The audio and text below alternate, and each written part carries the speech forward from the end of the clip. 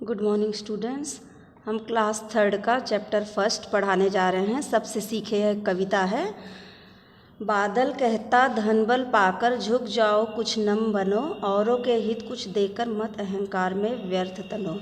इस पंक्तियों में बादल ने कहा है जिस तरह से धन और बल पाकर झुक जाओ कुछ नम बनो का मतलब है धन और बल पाकर हमें झुक जाना चाहिए और नम्र बनना चाहिए। इसका इस्तेमाल हमें दूसरों के हित में करना चाहिए, न कि व्यर्थ में ही अपने मन में घमंड की भावना को पालना चाहिए। चंचल पुलक किरण कहती है सारा जग जगमग कर दो, दीन निराश हृदयों के भीतर आशा उजियारा भर दो।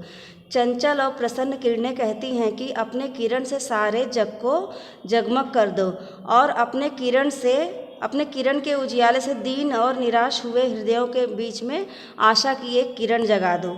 सुबह सुबह पंछी कहते हैं बड़े भोर उठकर गाओ, सूरज के जगने से पहले उठो काम पर लग जाओ। पंछी कहते हैं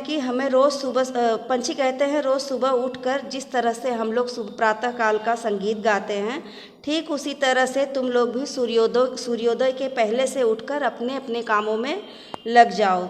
शीतल मलय पवन कहती है मुझ जैसे गतिशील बनो, हंसो हंसाओ लहराओ नित, चेतन और सुशील बनो। ठंडी सुगंधित हवा कहती है कि जिस तरह से मैं गतिशील हूँ, निरंतर बहती रहती हूँ, उसी तरह से तुम भी गतिशील बनो और खुद हंसो, दूसरों को भी हंसाओ और प्रतिदिन लहराते हुए जागरूक और सुशील बनो।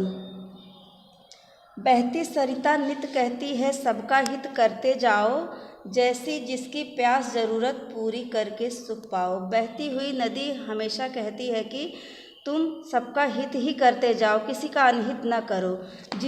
जैसे जिसे प्यास की ज़रूरत है, पानी की ज़रूरत है, उसकी ज़रूरत को पूरा करके सुख पाओ।